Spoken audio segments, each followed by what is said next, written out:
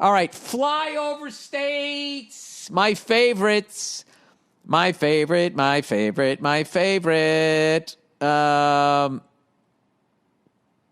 Anyway, somebody's going to criticize the Seinfeld act. Am I going to do that first? Let me do this one first. Seinfeld article. Yo, Billy Nub Nub. Star Wars. Look it up. Mayfeld. Okay. All right, I'll look it up right now. What is a Nub Nub? That's probably an adorable little creature or some sort of robot.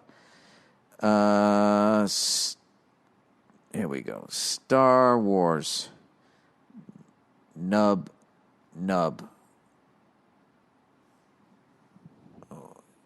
Yub Nub is one. This guy wrote Nub Nub. What does Yub Nub mean? Freedom? Oh, Jesus. All right.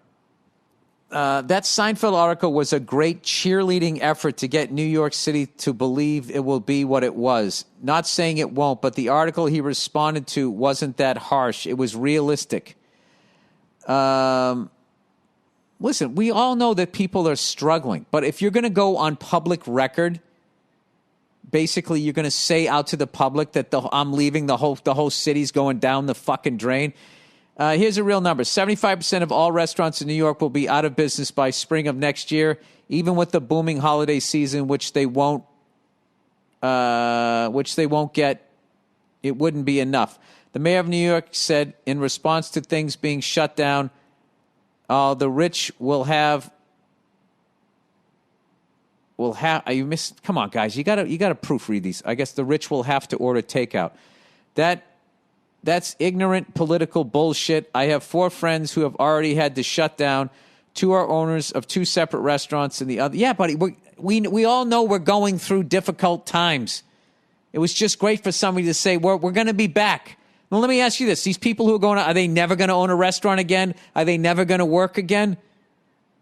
Okay, we've gone through shit like this in the past, and all he was saying is that, God forbid somebody says something positive. And now what you're going to do is just go all negative and just say that you're being a realist. Seinfeld was also being a realist. He wasn't sitting in the middle of this acting like this was the end of the fucking world and that New York City as we know it is done and over and it's never going to be, you're never going to be able to open another fucking restaurant. All right? All of this shit that you know and love that's going away, when it was built, there was people bitching going, but you're tearing down this other thing that we knew and loved. And then that becomes the new thing. All right? When the World Trade Centers were first built, people fucking hated them. They hated them. And then they became the identity of the skyline. And then when we lost them, people were beyond sad. All right? It's just whatever you love took the place of something that somebody else loved, okay? We're all going through a rough fucking time here. And why do I need to read all of these fucking depressing stats that this what you're going to do is what the news has been doing. This is all they've been doing. That's why I like what Seinfeld wrote. All right. He says that's ignorant political bullshit. I have 4 friends who've already had to shut down. 2 are owners of 2 separate restaurants, and the other 2 each manage other places. All out of work. 3 are leaving the city. Aside from banking, food is everything when it comes to the city's economy. It's fine to be optimistic, but saying New York is the greatest city in the world doesn't change how fucking bleak it's been. Well, you missed his message. Trash is literally piling up like it's never before. That's bullshit. The garbage men went on strike. It was way worse. Everything is going to continue to go to shit for as long as it takes huge real estate groups to come in and buy up the whole blocks. You should really look into it more. I understand all of this, sir. I understand all of this, but it was just nice to read something positive. Thank you for bringing me back down into you're so fucking real, man. I mean, you're catastrophizing here is what you're doing. You're acting as though, first of all, you're saying that the trash has never piled up like this before. That's complete bullshit. The city was damn near lights out. Late 70s, early 80s. It was going bankrupt. There was like people squatting in empty fucking buildings that you could have bought for nothing. And now look at them. They're worth zillions of dollars. I remember when I first moved to like Harlem. I first went to New York City and I take the bus and we'd go through Harlem.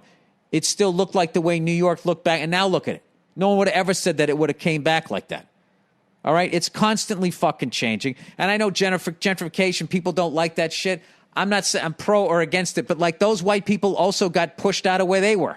Everybody's getting pushed. Everything moves. Everything changes. It doesn't have to be the end of the fucking world, okay? This is, my big worry is that our money and our whole financial system is nothing but a Ponzi scheme, and that they will look at this virus as the scapegoat they needed to gracefully walk away and blame COVID and political parties and that type of shit for why the dollar collapsed, rather than the fact that they were a bunch of greedy cunts. All right? Anyway, but I don't know. He says